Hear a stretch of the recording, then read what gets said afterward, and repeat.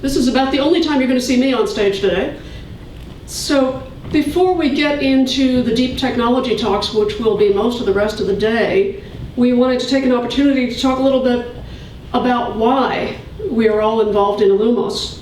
So the people here, we have Rod Boothby of Joyent, Richard Elling of Day, and Bill Roth of Nexenta.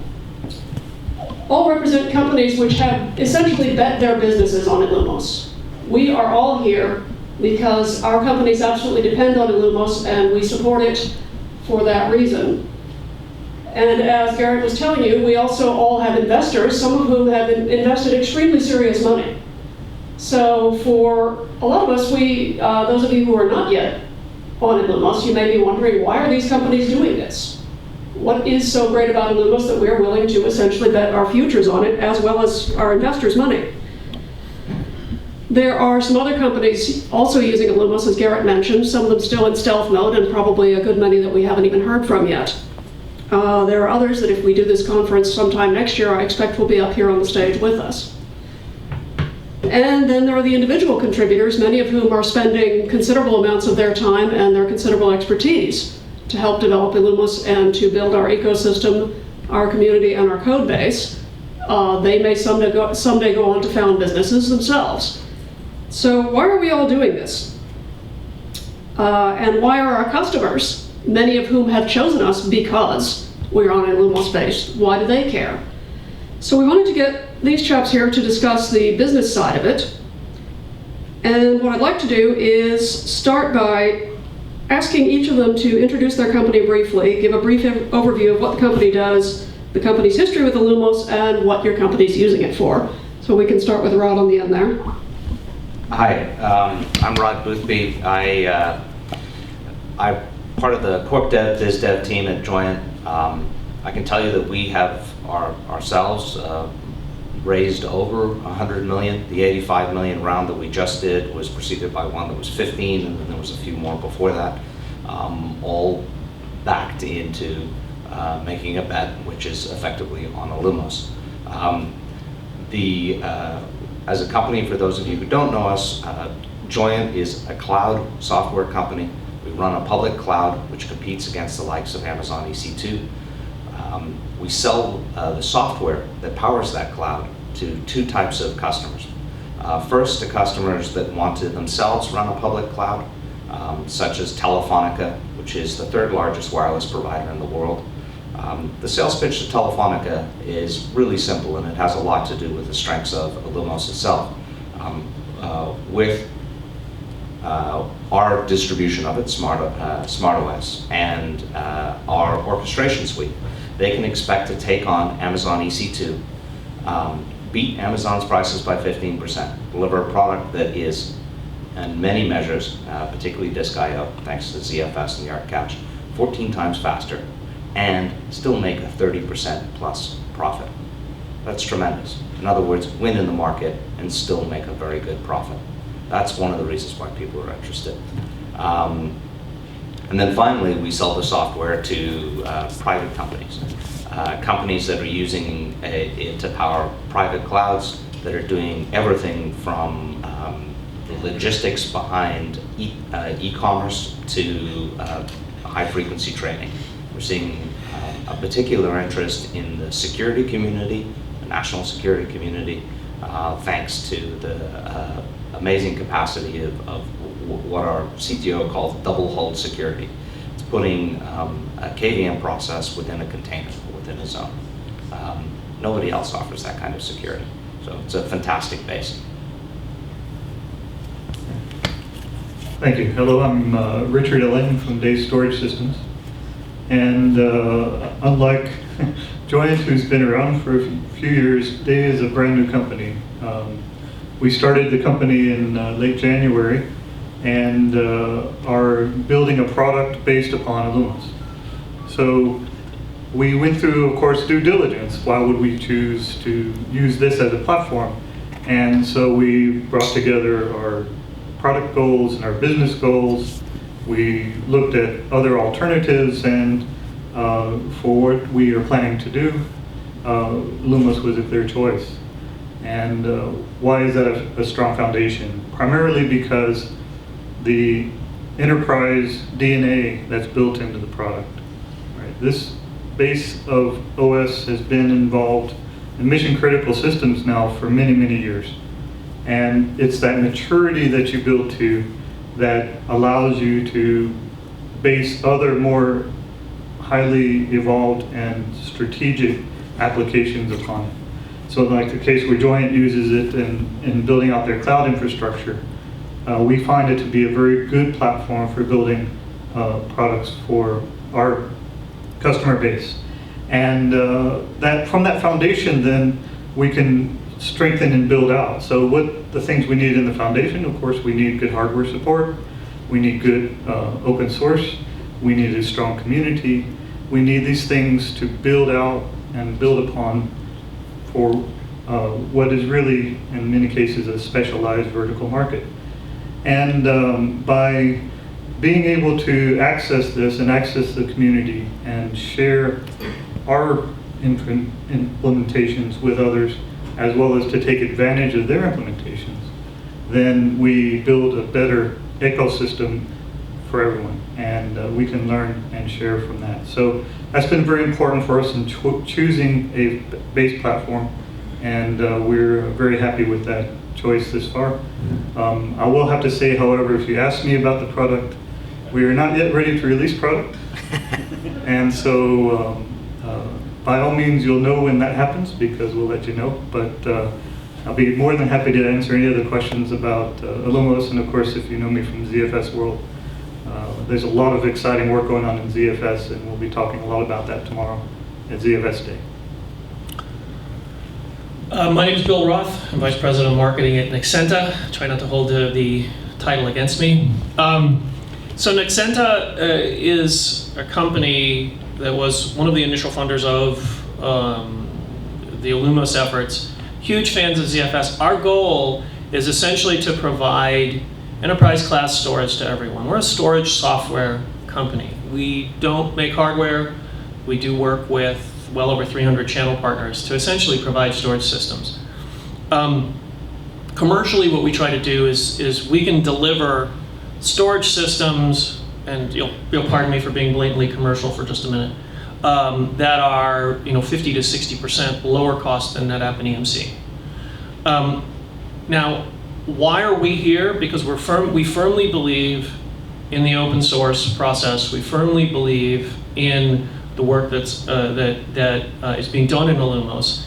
And illumos and ZFS are absolutely critical to what we do. When we talk to customers about what we do, at the core, at the heart, is ZFS and illumos. Our business model is to essentially provide value, whether it's a support infrastructure, a user interface to make it easier to use, or add-on products. That's what we hope to provide. And because as a software company, it helps us to be leveraging off the work we do in the community. Oh, excuse me. And you'll hear from some of our community members today. Dan McDonald will be speaking, as well as Sir Chris Nelson. You'll be hearing from some of our participants in the community today. It's really fundamental to what we do going forward. But it's helping us to be effective and to deliver software level type margins. So that's a little bit about Nexenta and a little bit about what we're doing relative to the community. All right, thank you. So something we wanted to address is that, as we know, we heard from Garrett, the reason illumos exists is because after the acquisition of Sun Microsystems by Oracle, Open Solaris was closed. And Oracle has not yet, as promised, released the source code for Oracle Solaris 11. And frankly, I'm not holding my breath for that to happen. So we can say that the illumos community started out with a bit of post-traumatic stress disorder. And some people or companies who might otherwise wish to be involved, who would have all the same reasons that these companies do for using illumos, are a little bit gun-shy. They're worried that that could happen again, supposing that illumos became involved with another bad actor. So what reassurance can you give your customers and yourselves that this can't happen again? Well, I think that the bad actors, you know, they're obviously draining a lot of their resources buying islands and fancy sailboats. Yes, but other than that, what we see as a fantastic thing in the license around illumos, something that doesn't exist in the GPL, is a specific clause that focuses on how the existing patent portfolio is extended out to the user base. So the cuddle gives us more comfort than just about any other open source license that's out there. Because the patents are expressly, as we read it, and our understanding of it, and I'm not a lawyer, so I can't tell you this is official. I can just tell you that that's what we've read. We've gone through massive due diligence around it. Nobody's going to invest 100 million plus in a company without doing it. We've had our named investors, people like Intel, and their lawyers going through it. We've had some of the top law firms in the world coming through and actually going through every single bit of the detail around the cuddle, how it's set up, how we have access to and are defended by it. And therefore, we're confident that going forward, when we build on this community, as long as we adhere to the key aspect or key requirement within it, which is that we have to turn around and anything that is protected by a patent, if we advance it in some way, we have to contribute it back. In other words, it's designed to get everybody in the community to behave as good actors. It's fantastic. It gives us, from a business level perspective, a known risk profile and a controlled risk profile, and frankly, a lot of comfort. So we're confident that it's a good base from that perspective. We're extremely confident, as you mentioned, that it's a great base from a finance perspective. Frankly, using this code base, we make more money. It's that simple. Yes, I know it's extremely interesting and it's very empowering for the developers that build on it. From a finance guy's perspective, we make more money. And that's extremely powerful for both us and for our investors and for all of our customers. And then finally, it gives us an environment that is far more secure, more battle tested than anything else that's out there. And that opens up a whole new raft of new opportunities. I should actually add one more thing, which is that you all know that basically anybody in the Valley who is doing some consumer-focused startup isn't marching up and down Sand Hill Road and saying, hey, I've got a new web app. That just doesn't happen. If it's consumer facing, it's mobile. And everything in that environment is focused on latency minimization. Latency minimization, what's the tool to do that? That's dtrace. So this is a platform for us that's absolutely ideal from a business perspective and from the perspective of where the market's going. So Deirdre, I think to sort of echo some of what Rod had been saying, I think embedded in your question is essentially the notion of, how do we avoid pollution, if you will? And I think the answer is that the power is in the community. Look, Oracle is a great company. It's very innovative. The market values it very highly. The net of it is, none of us can really speculate on whether they want to remain a technology company or a law firm simulating a technology company. I suspect that it'll be the former. And as a result, what you heard from Garrett, I think, is a strong movement towards getting away from proprietary code. And one really wonders, with the kind of innovation that goes on in the community, I don't know that it's all that serious that Oracle's not participating. We wish them well, but I think the power of this community, and you heard some of it from what Garrett was talking about, it's not clear that they're clearly not essential. And so none of us can talk about sort of legal liability because who knows what's going to happen. I don't know that it's. I don't know it's something that that we really need to worry about. The key thing is the community.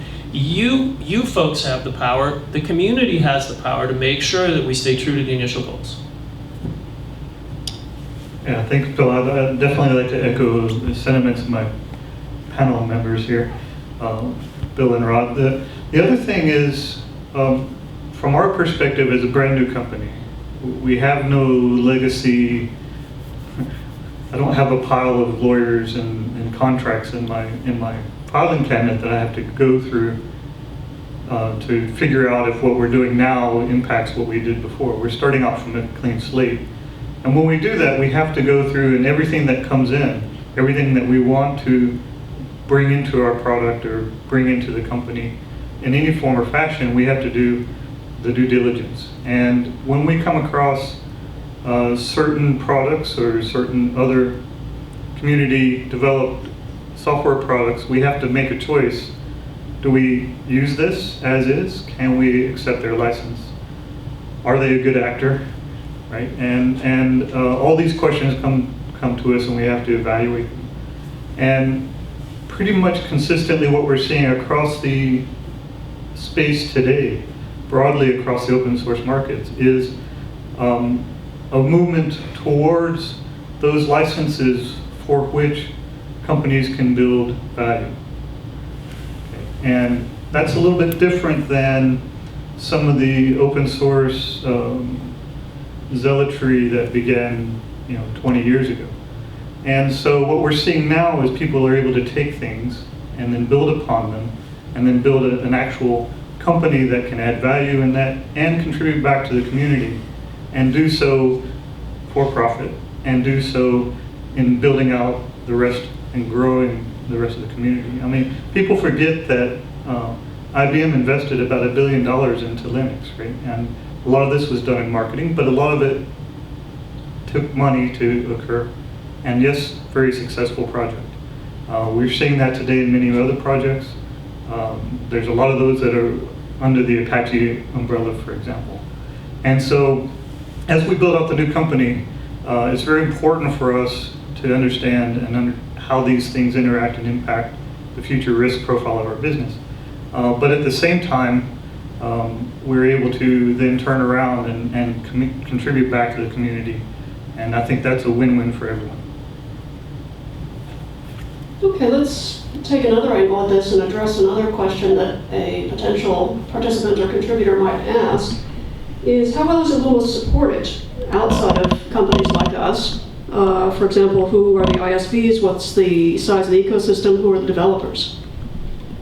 Who wants to take a swing at that? Do you want to go for it? Okay. So, if you're looking at the ISVs that can run on us, and I'm now just going to speak for Joyent because that's what I'm best informed on. We've seen a huge range of them.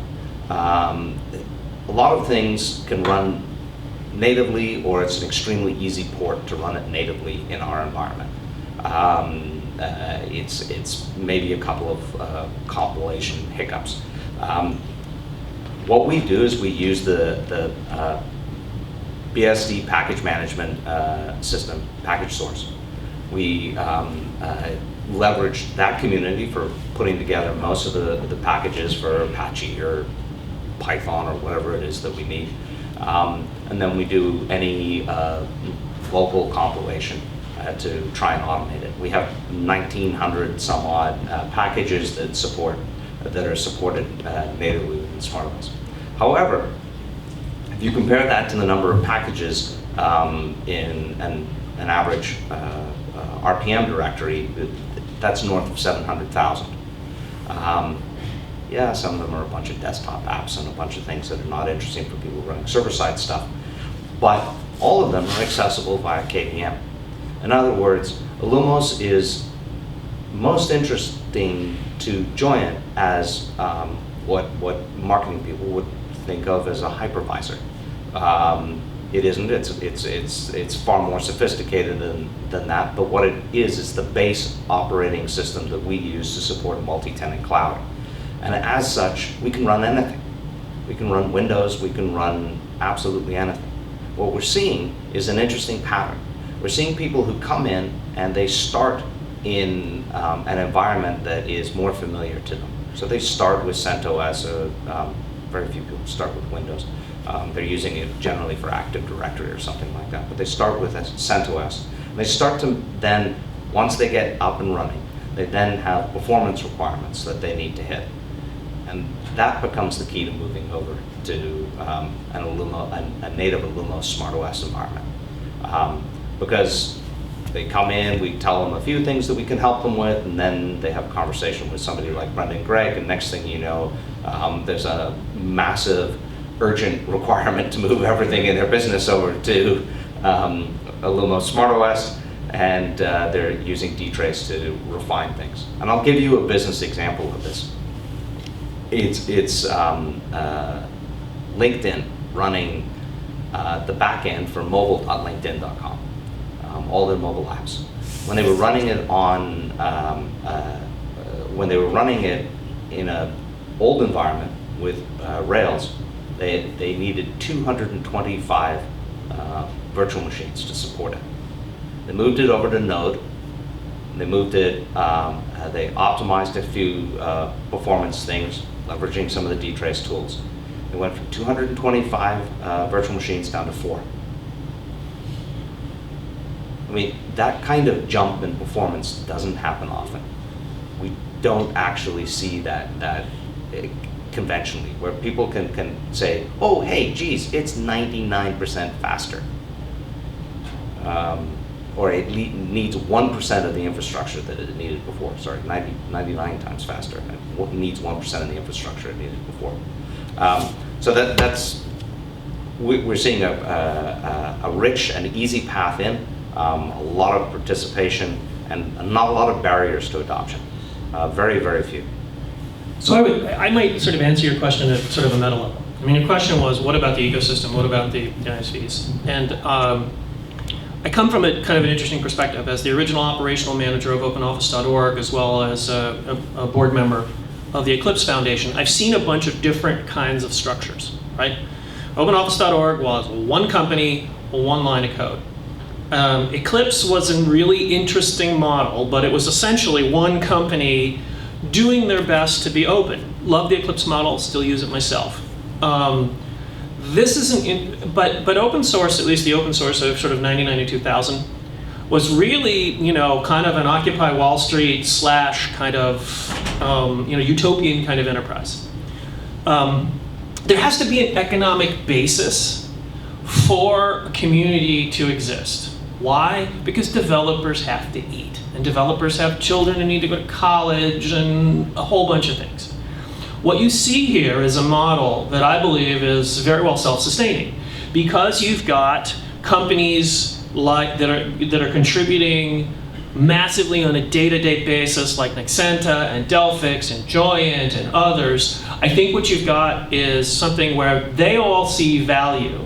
They can all get value while not free riding, and sort of provide. So I would answer in the meta sense that the sheer structure that we have today, and I think it's as evidenced by some of the kind of as I think it's folks like Dan McDonald have helped to sort of clarify for us internally how all this works. What it shows is a really solid community that has a model for self-sustaining, that has an underlying economic basis that allows people to pay their mortgages and eat, yet still be open, get patent protected against people with patent trolls and patent lawyers, and still do some pretty cool stuff that feeds both the sort of mental need of developers to do cool stuff and to be smarter than the next guy, as well as their need to acquire 2,800 calories a day of food so that they stay alive. So I think that's just structurally how I'd answer the question. Thank you. Business costs and benefits. I know we've talked about this a bit among ourselves, and Rod has said quite a bit about it already. What other business costs and benefits to being based on illumos would you like to talk about? Versus other open operating open source operating systems. I mean, we could say that Linux has many of the same advantages illumos does. What makes illumos better for us? illumos is great. Well, that's easy. That's easy. We look at it from, again, in our early stage, the worst possible thing we could do is deliver a product that didn't work. Yeah. And so the important aspects in how we're able to save costs in building up a platform is being able to leverage the hard core and strong foundation that we have with illumos. We also are investing in extending that QA process and bringing that to the community as well. And but we understand that these are very complex systems people build, yes? And when they build these very complex systems, things become difficult in very problematic ways and maybe unseen ways. And so, as Joyent and particularly Brendan's work clearly demonstrates, once you have a visibility into how these things work, I can save a bunch of money, right? And in the case of LinkedIn is an excellent example of, rather than going with a strategy where I have to scale out to thousands and thousands of nodes to accomplish the task I need to do, how about if we just work smarter? Get rid of the bottlenecks. We have to see those bottlenecks. So that extends also into how do we deal with problematic hardware, things that break. Well, we need to be able to see that the hardware is broken. And this is very difficult to do. It takes a lot of coding, it takes a lot of work, and by being able to leverage illumos as our base, we have a big jump start on making that occur.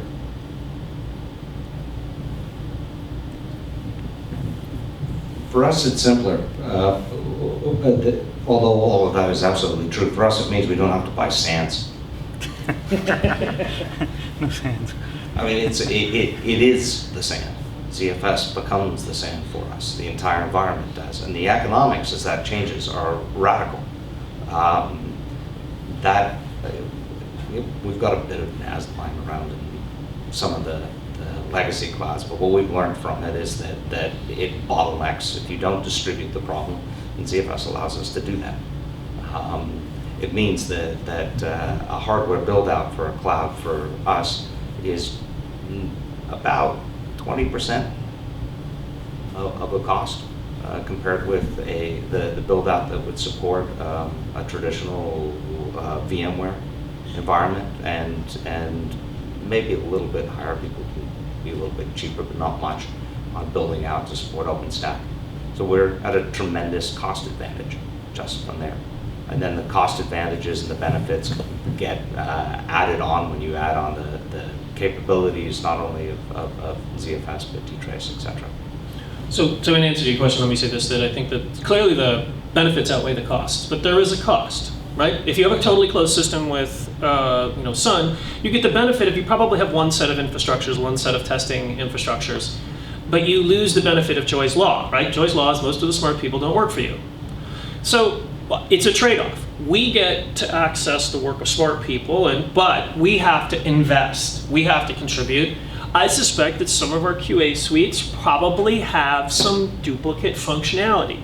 So in a market sense, that's inefficient.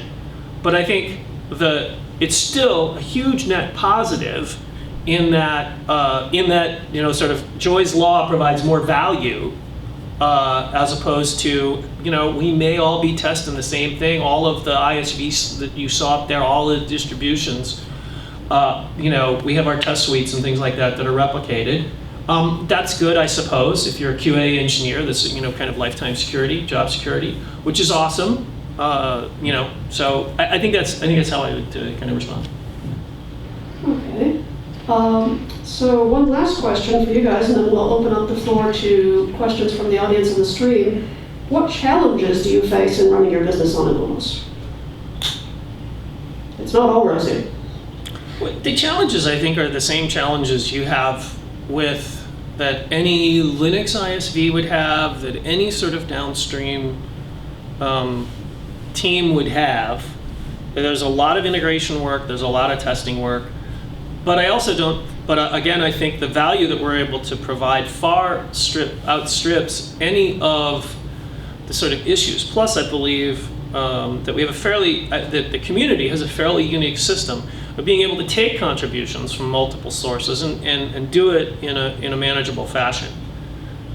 So that the challenge, some of the other challenges also include ones that you hinted at earlier. I'm going to punch the next reporter who says, "How can you tell me Oracle's not going to sue you?" So I hate that question. So I think other than the PR challenges, I think obviously those are the technical challenges. I have a real simple one, and again, based on our early stages, this should not be surprising. Our biggest challenge is finding good people, right? And this is across all communities, of course. But I sense a big disservice that occurred based on the changes over time in our university structures and so forth, that really makes it difficult for us to find people coming out of college and people, youngsters, yes, old gray guys, some of the youngsters with the background and understanding of how these systems are built and work. Because fundamentally, the way they're teaching computer science and the way they're teaching engineering has been able to change. Right now, instead of going into a lab and building a machine, you can go to EC2 and do all your homework assignments on EC2 without ever actually seeing a machine. Is this a problem or not? Well, for some of us, this is a problem. And we're building things that don't run in EC2, right? And or in the case of Joyent, they're building things that are like EC2. And so we need people that have that education and understanding. They've been exposed to enterprise-grade hardware and can deal with that in their environment. Actually, we're maybe because we're a bit further along, we're lucky. We're managing to find lots of folks, but that's the stage of the business that we're at, I think. I agree that there's maybe less, as a proportion, less people coming out of comp sci that have the equivalent of an electrical engineering degree, but there's lots of electrical engineers. I think it's still young, and it's still a newer community. And so there's from some of the big vested interests out there, there's still some FUD. And it's unreasonable. And I have every confidence that we're going to get around it. I do have to go through and tell people, because they haven't heard about how the cuddle license actually explicitly grants access to patents. I go and show them the license and have them read it for themselves. And that's another person who's now well informed, and we're off and ready to go. That's about the only issue. Counteracting that is people getting these astounding results, people being able to build businesses. Another example beyond the LinkedIn one we gave earlier is a company running on us called Voxer. They have a push-to-talk thing, so you download it, you put it on your phone, and it sort of hijacks the ringtone. So suddenly you're in the middle of a business meeting. Your spouse can be telling you to bring some milk home. There's a demographic that's really interested in that. Drives me bonkers, but it really impresses me as a technology. And the reason why it really impresses me as a technology is that it took billions of dollars to build out a similar push-to-talk network just a few years ago. And now it's an app that runs in the cloud. And where it's being used from a business perspective, applied within retail and within large factory settings and within security settings at events and things like that, it's going to have a tremendous business model. It's really sophisticated technology. It's optimizing performance, minimizing latency, etc. People are excited about that. It's the new thing. So I think that the buzz around it is easily outweighing any of the challenges. All right, do we have any questions in the room or from the stream? Adam? So, I work for Delphix, and we've obviously built our business around illumos. I was surprised when you were asked about the risks that I didn't hear this. So forgive me for a 30-second anecdote here. Before I was at Delphix, I worked on the CFS storage appliance, and we had a bug where the CFS workloads only would cause this LSI chip to freak out and start shutting off channels until eventually go IO encrypt.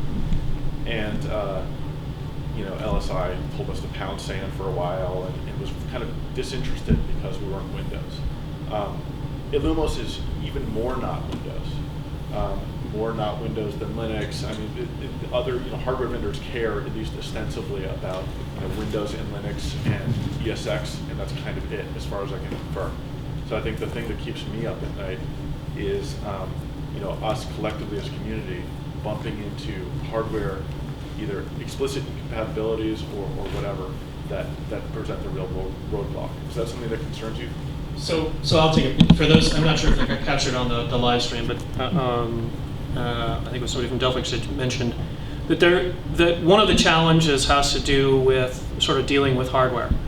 And I think it was sort of I think it's sort of embedded roughly in what Richard was saying, because I think if you were to decrypt that, or at least go a couple levels down, I mean, first of all, there aren't enough really solid systems level people out there, and there's, I think that there's a policy issue. There's a sort of a policy answer to that. But to your direct question, yes, hardware issues, because it's something that at Nexenta we face on a daily basis. We have to spend an inordinate amount on certification to make sure the latest hardware, the latest driver, the latest, the Romley board from Intel, for example, is certified, and it is a problem. And I think that as a community, it's one of the biggest challenges that the illumos community faces, which is how do we get more. It comes down to basically being able to train more driver writers, I think. Or how do we make it either easier, or how do we get more driver writers? It's either skill acquisition or some ameliorating technology. It's not just a little different. It's not how we make drivers that support new hardware.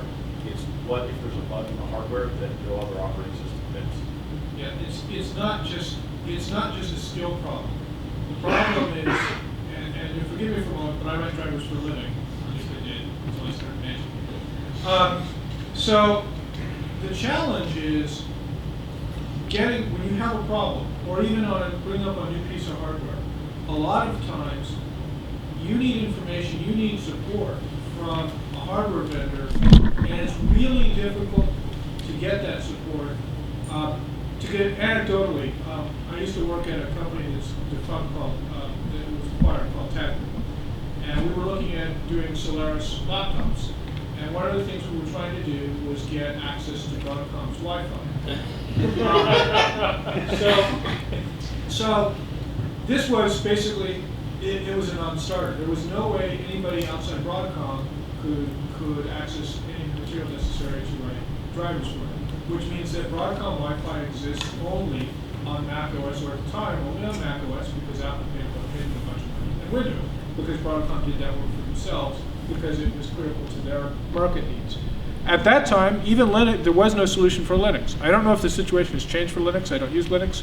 But I would say that Linux, NetBSD, FreeBSD, OpenBSD, and illumos all share the same problem here. The strength, though, and we've seen this directly, is that we also work together. So there's been work that's come back to illumos in the form of changes that were originally developed for FreeBSD, for the Intel NICs, for example. We also have some partners in the ecosystem, and I had some slides up there, and I want to give my thanks, and I think everyone else should as well, to partners like Emulex and Eureka, who have actually contributed actual code. Those are the best kinds of vendors. A lot of vendors, you don't want their code. But even if all you get is crappy code, then, and in the case of Emulex, There is power in the community, a lot of power in the community, but I also have a lot of optimism that we're getting the problem solved as we go along.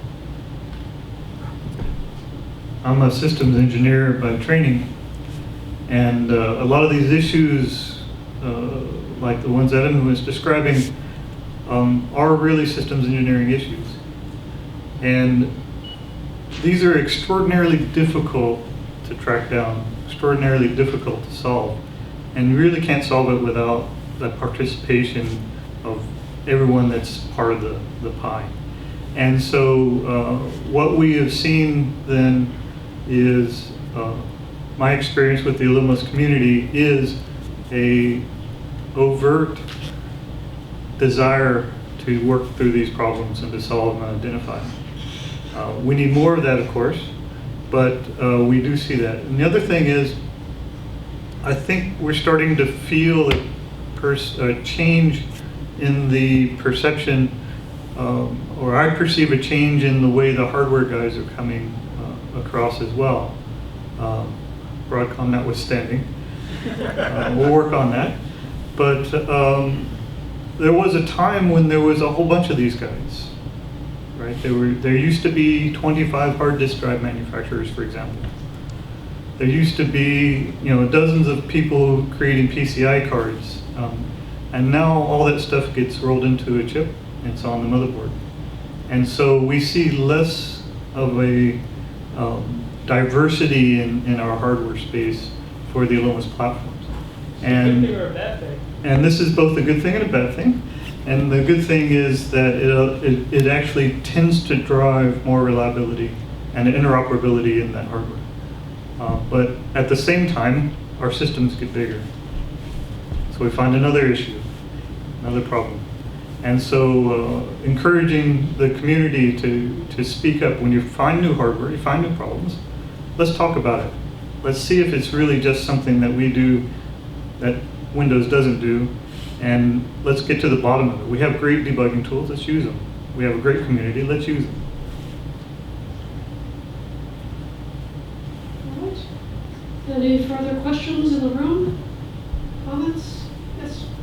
So I have a sort of follow-up with this hardware discussion. Are there any projects that basically expose a lot of the efforts various companies are taking to kind of certify and qualify different hardware platforms and provide that back to the community and say, here's systems that we've tested, here's different chipsets, et cetera, that work really well? Because I would suspect there's a lot of wasted effort with everyone in the room doing that. So I don't know if this meets it, and I think there's probably ways in which we can improve the process. But Nexenta does offer a hardware supported list, but I think we could probably be a little bit more. I mean, right now we have both sort of full systems, but also kind of individual piece parts. It would be interesting to have that process sort of reviewed by the community to understand if that could be leveraged, because it's it's about 25 pages now of things that sort of we've tested, and our next version, we're making the slow transition from sort of the legacy code base into illumos, and it's something that we're working on on a daily basis, because our next major release 4.0 is going to be based on illumos as opposed to a predecessor. So I mean, certainly that's certainly something that would be worth talking about. Bill, I can name two examples where Nexenta and Joyent have kind of worked together. At least I think we have. Correct me if I'm wrong. Garrett was mentioning Intel, as well. Can you get a microphone and thanks.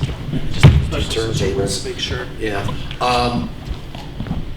Garrett mentioned Intel NICs. The X540 10 gig copper NIC is a good example of that, where Joyent took it from FreeBSD and Intel, did a lot of work there, and then they talked to us. It's like, oh, sure, yeah, we'd love this because we have customers beating out on the door about it too, and we did the same thing. Likewise, and this is another one that's under review right now, where Joyent managed to, and I brought a very expensive bottle of scotch out here to thank CTO Jason Hoffman for doing this. I don't know how he did it. Managed to get some code out of LSI for the LSI 2208 hardware-rated chipsets. Now, with ZFS, hardware grade isn't a good idea, but a lot of systems manufacturers are using these for their boot drives. So you get these hardware manufacturers booting off these 2208 systems, you gotta need the chipset support for it. Again, Joyent found this code, gave me the drop from LSI, and I've done some integration work and some testing, and they've done some testing, both new hardware and old hardware, and that's going to be showing up in illumos. Literally, I did mail the code review out, so anybody in the audience who wants to look at it should go ahead and do so. And I owe you a review. Lots of people do, Garrett. It's not all you, trust me. But yeah, big name companies are working together. We're not competitors. We aren't. Sometimes we are at different purposes. I mean, we sell to a lot of VMware shops. Joyent couldn't care about that. Of course not. They have their own product, which is pretty good. So we sometimes cross purposes, but we have a lot of reason to cooperate. And it's this hardware situation where this cooperation can come to full light, and you can see the goodness that comes out of that. I'm going to dismiss Rod because I know he is running to catch a plane. Sorry. Thank you very much, Rod. Thanks, guys.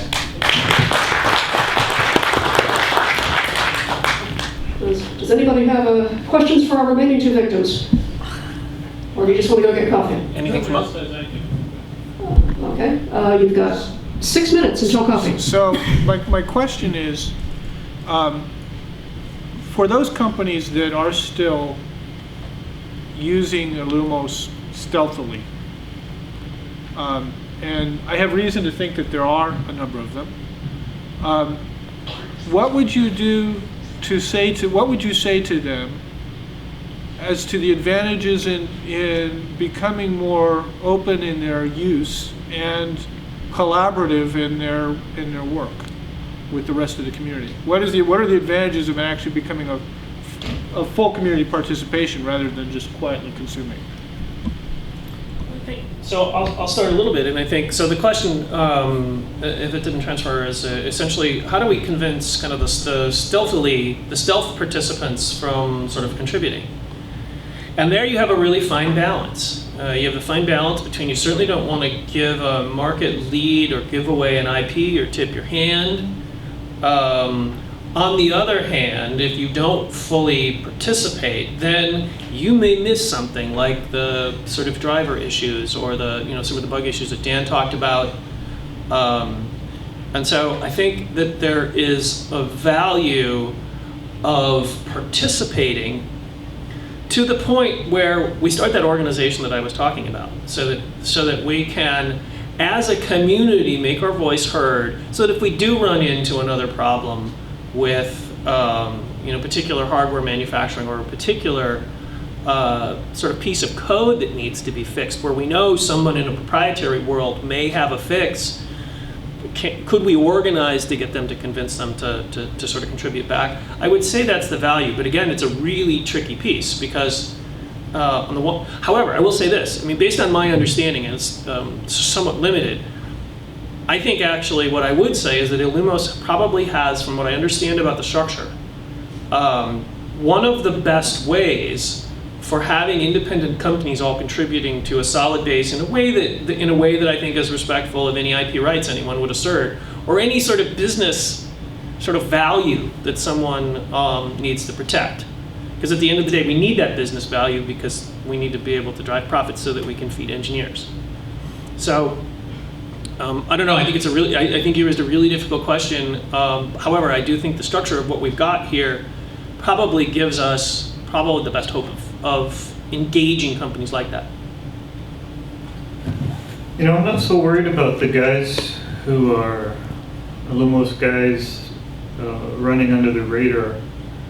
Of course, I'm in a position where I'm running under the radar for a little while. That's as much necessity of business as anything. But I'd rather work on growing the community. So I think there's a whole bunch of people out there building new devices and building new products that really don't know that there is this great OS that's available for them to build on this platform.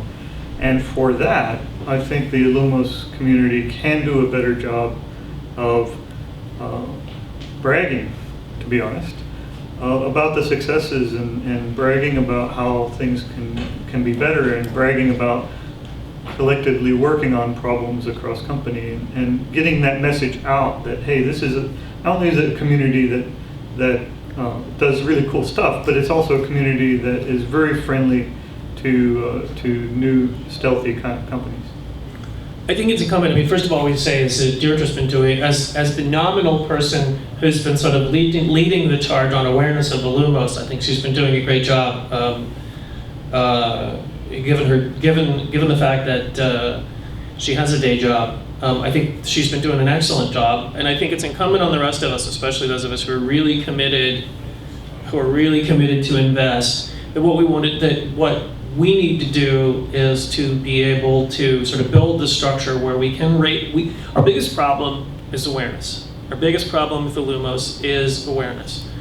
Now, awareness is expensive. Awareness is expensive because it takes $125,000 to buy one page in the Wall Street Journal, or we probably have to spend, $10,000 to $20,000 a month on Google ads for years upon end in order to sort of get awareness to where we need to.